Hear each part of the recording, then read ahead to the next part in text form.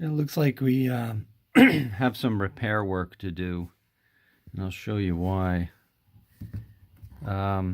This insulator is cracked on the back, and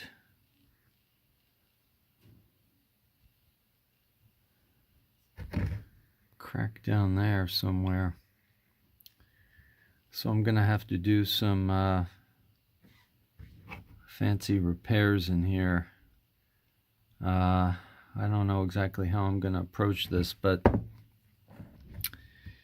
I've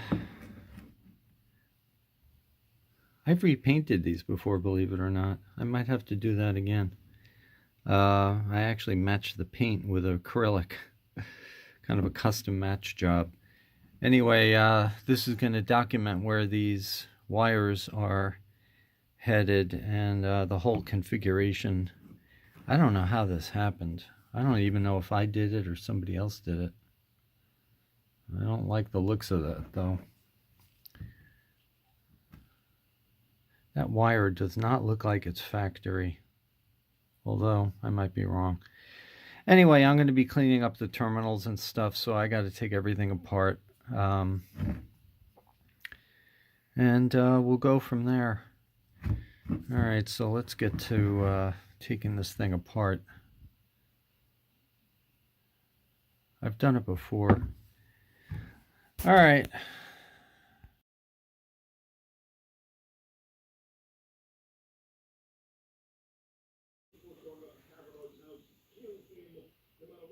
Alright, well, here's what we got. This chunk just cracked off. And I'm going to take this bracket off by taking that little Phillips out of there. And that'll give me pretty much just the unit itself. I can take these front nuts off there also. And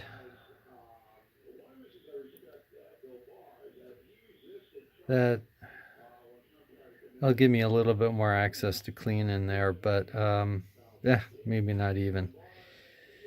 But I don't know what the heck happened to this. So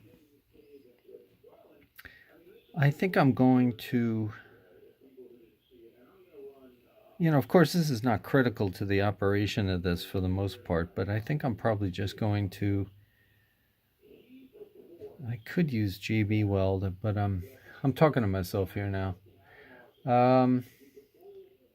I'll probably use some super glue on it. We'll see how that works. This cracked off when I actually took the screws, the retaining screws over here. The retaining screws on the right and left. It cracked off when I took that off. Alright, well, we'll continue on with this and see what's going on. Okay, so I super glued this in. That went back pretty nicely. So now what I'm going to do is I'm going to take this water putty. It's water soluble, of course, and I'm using a very small amount. Basically, I'm going to spray some water on this, make a putty out of it, and I'm going to fill in that gap with the putty and try to get it hopefully to a consistency where I can smooth it in there. I'll be able to kind of grind down any overage on the back side, but I'm hoping to get this side over here with the curve, I'm hoping to get that flush. I mean, of course, we're not talking something critical, so hopefully this will work. I'm just going to spray some water on it, get it to the putty, and just use that spatula to fill it in. So let's give that a shot. This is very painstaking work.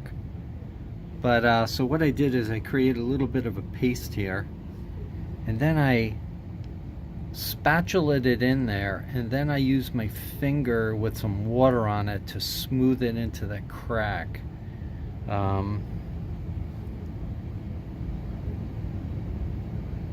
It's pretty good. Now I'm gonna let it harden this way, and I will use a Dremel to just grind that down flush. I might pick away a little bit while it's a little bit wet, but so that's basically the repair. So now I got to figure out if I can get some paint up, make some paint to match this. I think I can. The important thing is that decal, it's a stencil on the front was preserved. That's really important, you know.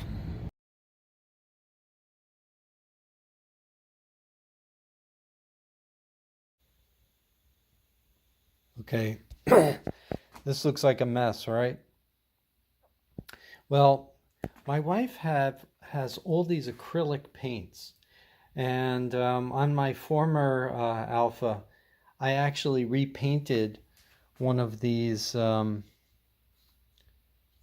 insulator blocks, and as you can see here, what I did was kind of like an artist palette. I started mixing up some of these paints. I got something that's close up here, and then I mixed in a little bit of lighter color, and I daubed it in there. You can see the repair there, by the way.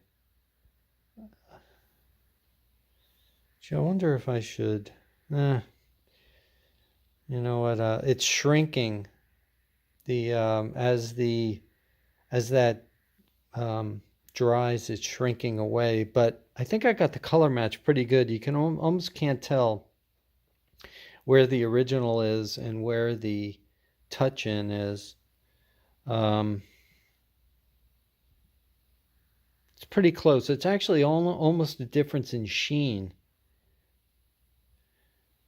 See, this stuff dries a little bit. This has a little bit of a sheen to it. And if I put some wax on it, it'll probably even it out. But anyway, I'm pretty happy with this. I could even put a little bit more of that filler in there. But the problem is this stuff is going to dry. It's going to dry. This stuff does dry rock hard. I don't know, that'd be a risky proposition. I could try it. I'll think about it. All right, well, a quick update. I don't know if it's going to be that quick, but I'm in the process of putting the rotors back on the car. And what I did on the rotors here is, rather than having them recut, because it turned out to be such a problem getting a place to recut them, they're probably not warped. So what I did was I took my trusty old angle grinder and I put a disc on them, like an 80 grit, 100 grit, and then maybe 180 grit. And I just cut the old corrosion out. I just buffed it out. And of course, you're not going to take off too much material at all. I figured let's see what's there. And to tell you the truth, I'm pretty happy with this result. Now, I probably should check to see if they are warped, but if they're warped, I'll just take them off and have them resurfaced. And maybe by that time somebody will show up and actually be able to cut them for me. So I'm gonna install them back on the car with this resurfacing that I did, however amateurish. But all it did was just take off the surface rust, and the rotors themselves are pretty good. I mean, you can see some scoring in them, but I don't think this is anything out of normal. So I'm gonna be putting the bearings back on, reinstall the rotor, and you know, my torque wrench. I got two torque wrenches, a manual one and an adjustable one. To tell you the truth, I think both of them are no good. I might have to get myself a new torque wrench. But anyway, I'm going to install them, and I should be getting parts late next week, and we'll go through that and put a video up when those parts actually arrive, and I can start some of this work really in earnest. This is what the result of my cleaning. I don't know if it's really that clean, but I did take off a good amount of dirt. But there's more to come on this. I'm not done.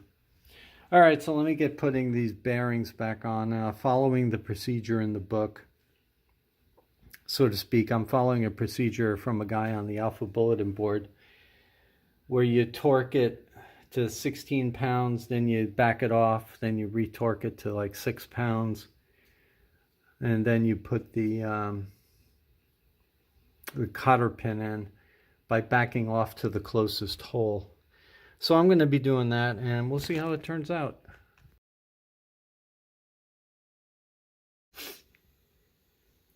Well, just another reason why you shouldn't even be watching these videos that I put out, because I am a true idiot. But I forgot to mention yesterday when I was starting to put this all back together, I forgot that the nuts are threaded the reverse on the driver's side than the passenger side. So I'm trying to put a driver's side nut on the passenger side. And of course, the threading is opposite. I'm telling you, I spent an hour on it until I realized, oh my gosh, it was that's really embarrassing. But anyway, this is the driver's side. So it's lefty tighty, righty loosey. All right, so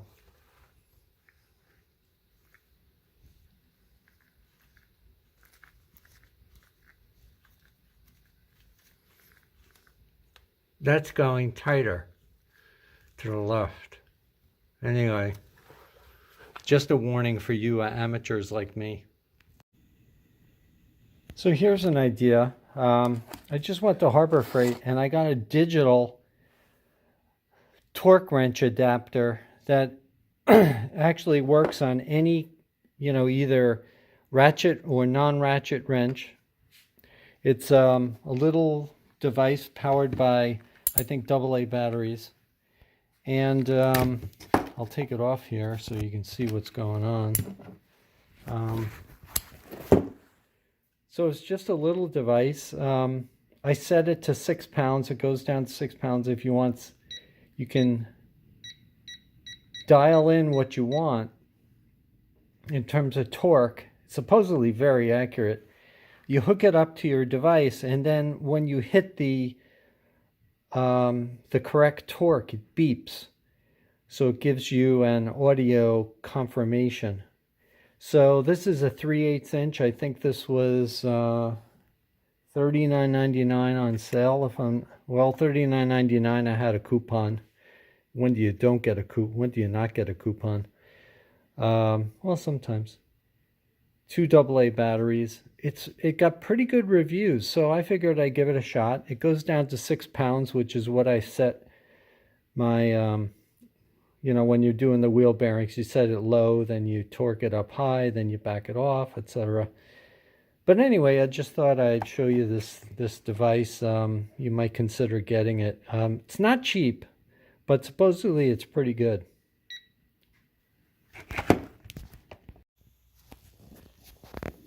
Okay, well, I got to get all this stuff inside here, in that orientation.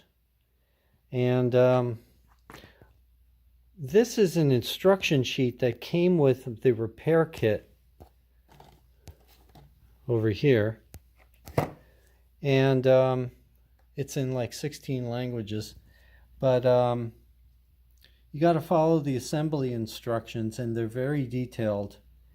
And I'm going to be doing this step at a time. I don't have any of this fancy equipment to install this. So I'm basically going to be installing it sort of the same way that I took it out. and that was like with brute force. So this is the primary piston. This is the secondary piston. The secondary goes in first, and it goes in this orientation. And you basically just push it in. Then you have to lock down this nut. That's a bolt. You lock down this little bolt, and that holds the secondary piston in there. Then you install the primary basically by at that point you have to have this mounted in a vise. As a matter of fact, I might mount this in the vise even to do the first part.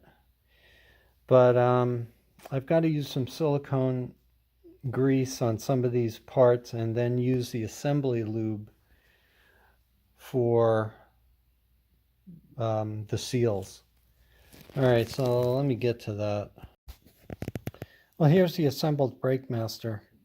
It was really pretty straightforward. The secondary goes in first, the secondary goes in this part, and then the primary goes in this part. And the only thing I would say is a little bit of a trick is when you're putting on the seals, these are the seals for, actually, these are vacuum seals. And this is the device that ATE uses, that they recommend using this. And all I can say is the first seal is preceded by a ring, and then at the end there's another ring, and then the snap ring. If you put these seals in individually, it kind of works out better, because I think what happened, I was having difficulty, and what happened was this first ring was not seating flush at the bottom. Now this device actually compresses the piston a little bit to relieve a little bit of pressure that might be on the piston at all. And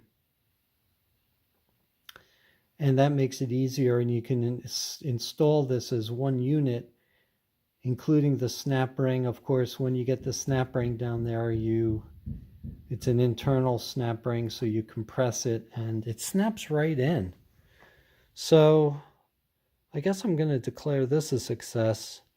It wasn't a perfect installation. I nipped off a tiny bit of the seal, but I don't think it's going to be significant. All right, onwards and upwards.